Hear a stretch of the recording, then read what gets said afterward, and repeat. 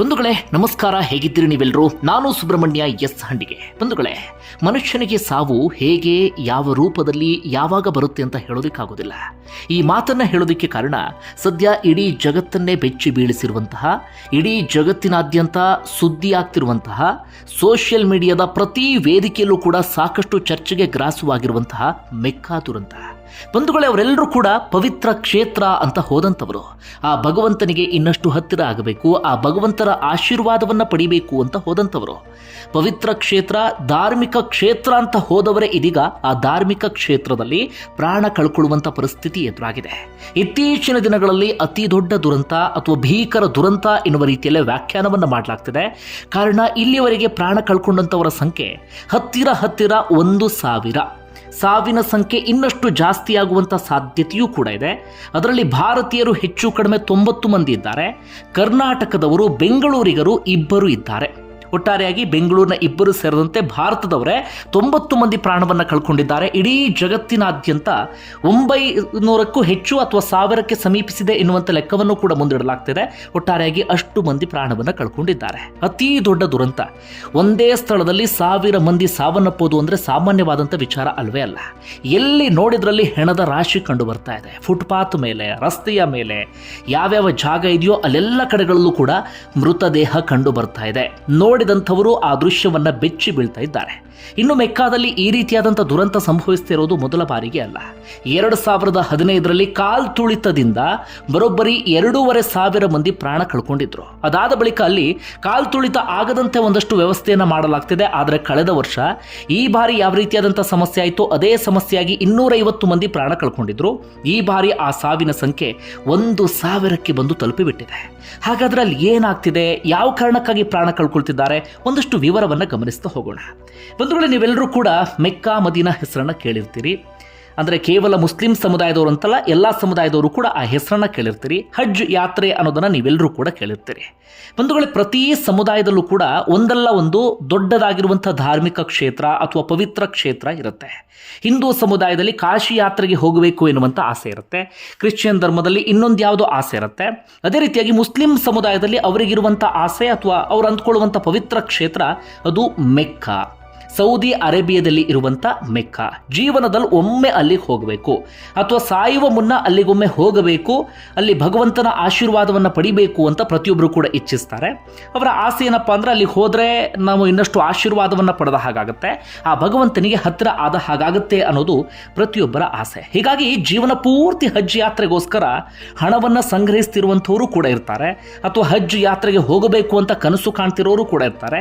ಜೀವನದಲ್ಲಿ ಒಮ್ಮೆ ಆದರೂ ಅಲ್ಲಿ ಭೇಟಿ ಕೊಡಲೇಬೇಕು ಎನ್ನುವ ರೀತಿಯಲ್ಲಿ ಆಸೆ ಪಡ್ತಾರೆ. ಅದಕ್ಕೆ ಬೇಕಾದಂಥ ಸಿದ್ಧತೆ, ಪ್ಲಾನ್ ಎಲ್ಲವನ್ನು ಕೂಡ ಮಾಡಿಕೊಳ್ತಾರೆ. ವರ್ಷಕ್ಕೆ 5 ದಿನಗಳ ಕಾಲ ಅಲ್ಲಿ ಈ ವಿಶೇಷವಾದಂಥ ಪೂಜೆ ಪುನಸ್ಕಾರ ಅಂಥದ್ದೆಲ್ಲವೂ ಕೂಡ ನಡೆಯುತ್ತೆ. ಸೌದಿ ಅರೇಬಿಯಾದ ಮೆಕ್ಕಾದಲ್ಲಿ ನಡೆಯುತ್ತೆ. 5 ದಿನಗಳ ಕಾಲ ಅಲ್ಲಿ ಸಾಂಪ್ರದಾಯಿಕ ಆಚರಣೆಗಳು ಏನೇ ನಡೀಬೇಕೋ ಅದೆಲ್ಲವೂ ಕೂಡ ನಡೆಯುತ್ತೆ. ಆ 5 ದಿನಗಳಿಗೋಸ್ಕರ ವರ್ಷ ಪೂರ್ತಿ ಒಂದಷ್ಟು ಜನ ಪ್ಲಾನ್ ಅನ್ನು ಮಾಡ್ಕೊಳ್ತಿರ್ತಾರೆ. ಅದಕ್ಕೆ ಹಜ್ ಯಾತ್ರೆ ಅಂತ ನಾವೆಲ್ಲರೂ ಕೂಡ ಕರಿತೀವಿ. ಈ ಬಾರಿ ಏನಾಯಿತು ಅಂದರೆ, ಈ ಬಾರಿ ಹಜ್ ಯಾತ್ರೆಗೆ ಹೆಚ್ಚು ಕಡಿಮೆ 1.8 ಮಿಲಿಯನ್ ಅಷ್ಟು ಭಕ್ತರು ಬಂದಿದ್ದಾರೆ. ಕೇವಲ ಭಾರತ ಮಾತ್ರ ಅಲ್ಲದೆ ಇಡೀ ಜಗತ್ತಿನ ಮೂಲೆ ಮೂಲೆಯಿಂದ ಮುಸ್ಲಿಂ ಸಮುದಾಯದವರು ಅಲ್ಲಿಗೆ ಬಂದಿದ್ದಾರೆ. 1.8 ಮಿಲಿಯನ್ ಜನರು ಒಂದೇ ಜಾಗದಲ್ಲಿ ಸೇರ್ತಾರೆ ಅಂದರೆ ಲೆಕ್ಕ ಹಾಕೊಳ್ಳಿ ಯಾವ ಪರಿಯಾಗಿ ಇರುತ್ತೆ ಅಂತ ಹೇಳಿ. ಅದರಲ್ಲೂ ಕೂಡ ಈ ಬಾರಿ ಹಜ್ ಯಾತ್ರೆ ಬೇಸಿಗೆ ಕಾಲದಲ್ಲಿ ಬಂದಿದೆ. ಸೌದಿ ಅರೇಬಿಯಾದಲ್ಲಿ ಈಗ ಬೇಸಿಗೆ ಕಾಲ, ಅದು ಕೂಡ ಸಾಧಾರಣವಾದಂಥ ಬಿಸಿಲಲ್ಲ, ಅದು ಎಕ್ಸ್ಪ್ಲೇನ್ ಮಾಡೋದಕ್ಕೂ ಸಾಧ್ಯವಾಗದಂಥ ಕಡು ಬಿಸಿಲು. ಅದು ಆ ಬಿಸಿಲನ್ನು ತಡ್ಕೊಳ್ಳೋಕ್ಕೂ ಕೂಡ ಸಾಧ್ಯ ಆಗೋದಿಲ್ಲ. ಸೌದಿ ಅರೇಬಿಯಾದಲ್ಲಿ ವರ್ಷದಿಂದ ವರ್ಷಕ್ಕೆ ಬಿಸಿಲಿನ ಪ್ರಮಾಣ ಇನ್ನಷ್ಟು ಜಾಸ್ತಿ ಆಗ್ತಾ ಇದೆ.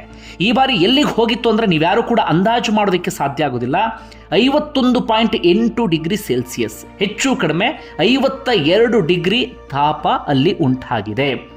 ನಾವು ಬೆಂಗಳೂರಿನಲ್ಲಿ ಹಬ್ಬಬ್ಬ ಅಂದರೆ 37-38ಕ್ಕೆ ಹೋಗುತ್ತೆ. 38ಕ್ಕೆ ಹೋದಾಗ ನಾವು ಮನೆ ಬಿಟ್ಟು ಹೊರಗಡೆ ಹೋಗೋದಕ್ಕೆ ಸಾಧ್ಯ ಆಗೋದಿಲ್ಲ, ರೋಡಿಗೆ ಕಾಲಿಡೋದಕ್ಕೆ ಸಾಧ್ಯ ಆಗೋದಿಲ್ಲ.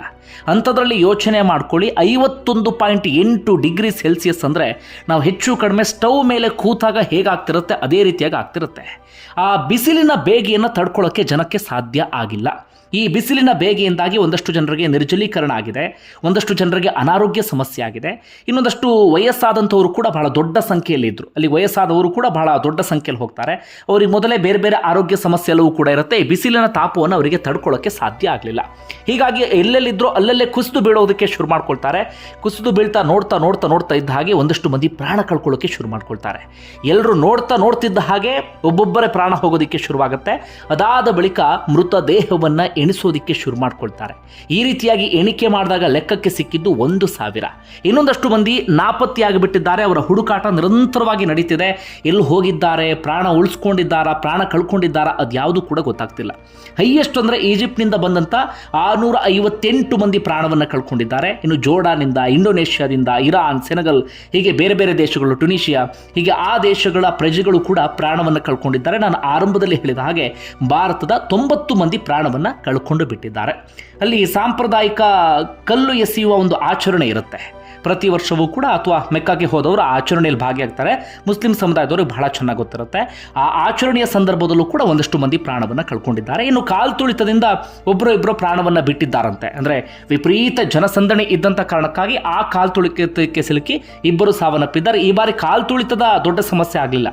2015 ಅಂಥ ಸಮಸ್ಯೆ ಆದ ನಂತರ ಅದಕ್ಕೆ ಸಂಬಂಧಪಟ್ಟಾಗ ಏನೇನು ಕ್ರಮ ತೆಗೆದುಕೊಳ್ಬೇಕು ಅದೆಲ್ಲವನ್ನೂ ಕೂಡ ತೆಗೆದುಕೊಳ್ತಿದ್ದಾರೆ. ಆದರೆ ಈ ಬಾರಿ ಆ ಬಿಸಿಲಿನ ಹೀಟ್ ವೇವ್ ಸ್ಟ್ರೋಕ್ ಅಂತ ಏನು ಕರಿತೀವಿ ಅದರಿಂದ ಪ್ರಾಣವನ್ನು ಕಳ್ಕೊಂಡಿದ್ದಾರೆ. ಇನ್ನು ಒಂದಷ್ಟು ಮಂದಿ ಏನಂದ್ಕೊಳ್ತಾರೆ, ನಾವು ಮೆಕ್ಕಾಗೆ ಹೋದಾಗಲೇ ಪ್ರಾಣ ಬಿಟ್ಟುಬಿಡಬೇಕು, ಆ ಪವಿತ್ರ ಕ್ಷೇತ್ರದಲ್ಲೇ ಪ್ರಾಣ ಬಿಡಬೇಕು ಅಂತ. ಈ ಹಿಂದೂ ಸಮುದಾಯದಲ್ಲಿ ತೆಗೆದುಕೊಂಡ್ರೆ ಕಾಶಿಗೆ ಹೋದಂಥ ಸಂದರ್ಭದಲ್ಲಿ ಪ್ರಾಣ ಹೋಗಿಬಿಟ್ರೆ ನಮಗೆ ಪುಣ್ಯ ಬರುತ್ತೆ, ಈ ರೀತಿಯಾಗಿ ಯೋಚನೆ ಮಾಡೋರು ಕೂಡ ಬಹಳ ದೊಡ್ಡ ಸಂಖ್ಯೆಯಲ್ಲಿರ್ತಾರೆ. ಇನ್ನು ಮುಸ್ಲಿಂ ಸಮುದಾಯದಲ್ಲಿ ತುಂಬ ಜನ ಅಂದ್ಕೊಳ್ತಾರೆ ಮೆಕ್ಕಾಗೆ ಹೋದಂಥ ಸಂದರ್ಭದಲ್ಲಿ ಪ್ರಾಣ ಹೋದರೂ ಅಡ್ಡಿಲ್ಲ ಅಂಥೇಳಿ. ಈ ರೀತಿಯಾಗಿ ಸಾಕಷ್ಟು ವಯಸ್ಸಾದಂಥವರು ನಡೆಯೋದಕ್ಕೆ ಸಾಧ್ಯ ಆಗದಿರುವಂಥ ಸಂದರ್ಭದಲ್ಲೂ ಕೂಡ ಹಜ್ ಯಾತ್ರೆಯನ್ನು ಕೈಗೊಳ್ತಾರೆ. ಅದು ತುಂಬ ತ್ರಾಸದಾಯಕ ಅಂತ ಗೊತ್ತಿರುತ್ತೆ. ಆದರೂ ಅಲ್ಲಿ ಪ್ರಾಣ ಹೋದರೂ ಹೋಗಲಿ ಎನ್ನುವ ರೀತಿಯಲ್ಲೂ ಕೂಡ ಒಂದಷ್ಟು ಜನ ಯೋಚನೆಯನ್ನು ಮಾಡ್ತಾರೆ. ಒಟ್ಟಾರೆಯಾಗಿ ಈ ರೀತಿಯಾಗಿ ದೊಡ್ಡ ದುರಂತವೊಂದಕ್ಕೆ ಈ ಬಾರಿ ಮೆಕ್ಕಾ ಸಾಕ್ಷಿಯಾಗಿದೆ. ಕಳೆದ ಬಾರಿ 250 ಮಂದಿ ಪ್ರಾಣ ಹೋಗಿದ್ರೆ 2015ರಲ್ಲಿ 2,500 ಮಂದಿ, ಈ ಬಾರಿ 1,000 ಮಂದಿ ಪ್ರಾಣವನ್ನು ಕಳ್ಕೊಂಡಿದ್ದಾರೆ. ಸದ್ಯ ಇಡೀ ಜಗತ್ತಿನಾದ್ಯಂತ ಇದಕ್ಕೆ ಸಂಬಂಧಪಟ್ಟ ಹಾಗೆ ಚರ್ಚೆ ಶುರುವಾಗಿದೆ. ಜೊತೆಗೆ ಇದಕ್ಕೆ ಕಾರಣ ಯಾರು ಎನ್ನುವಂಥ ಚರ್ಚೆಯು ಕೂಡ ನಡೀತಿದೆ. ಯಾರ ಜವಾಬ್ದಾರಿ, ಯಾರು ಹೊಣೆಯನ್ನು ಹೊತ್ಕೊಳ್ಬೇಕು ಅಂತ ಹೇಳಿ.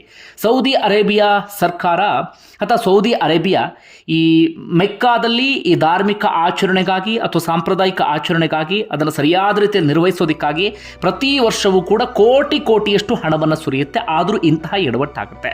ಅದಕ್ಕೆ ಸೌದಿ ಅರೇಬಿಯಾ ಹೇಳ್ತಿರುವಂಥ ಕಾರಣ ಅಂದರೆ ತುಂಬ ಜನ ನೋಂದಾಯಿಸಿಕೊಳ್ಳದೆ ಬಂದಿದ್ದಾರೆ. ನೋಂದಾಯಿಸಿಕೊಳ್ಳದೆ ಯಾರು ಬರ್ತಾರೆ ಅಂಥವ್ರಿಗೆ ಅಲ್ಲಿ AC ವ್ಯವಸ್ಥೆ ಸಿಗೋದಿಲ್ಲ, ಅಥವಾ ಉಳ್ಕೊಳ್ಳೋಕ್ಕೊಂದು ಸೂರ್ಯನ ವ್ಯವಸ್ಥೆಯೂ ಕೂಡ ಇರೋದಿಲ್ಲ. ಅಂಥವ್ರು ಇದೀಗ ಪ್ರಾಣ ಕಳ್ಕೊಳ್ತಿದ್ದಾರೆ ಅನ್ನೋದು ಸೌದಿ ಅರೇಬಿಯಾದ ಮಾತು, ಅಥವಾ ಅಲ್ಲಿನ ಆಡಳಿತ ಮಂಡಳಿಯ ಮಾತು. ಒಟ್ಟಾರೆಯಾಗಿ ಹೀಟ್ ವೇವ್ ಸ್ಟ್ರೋಕ್ನ ಪರಿಣಾಮವಾಗಿ ಇಷ್ಟು ಮಂದಿ ಪ್ರಾಣವನ್ನು ಕಳ್ಕೊಂಡಿದ್ದಾರೆ. ವರ್ಷದಿಂದ ವರ್ಷಕ್ಕೆ ಈ ರೀತಿಯಾಗಿ ಜನ ಪ್ರಾಣ ಕಳ್ಕೊಳ್ತಿರೋದ್ರಿಂದ ಒಂದು ರೀತಿಯಲ್ಲಿ ಹಜ್ ಯಾತ್ರೆಗೆ ಹೋಗುವಂಥವರಿಗೆ ಆತಂಕವ ಶುರುವಾಗಿದೆ ಅಂದರೂ ಕೂಡ ತಪ್ಪಾಗಲಿಕ್ಕಿಲ್ಲ. ಬಂಧುಗಳೇ, ನಿಮ್ಗೆ ಏನಿಸ್ತಾ ಅದನ್ನು ಕಮೆಂಟ್ ಬಾಕ್ಸಲ್ಲಿ ಮೆನ್ಷನ್ ಮಾಡಿ. ಧನ್ಯವಾದ ವಿಡಿಯೋ ನೋಡಿದ್ದಕ್ಕಾಗಿ.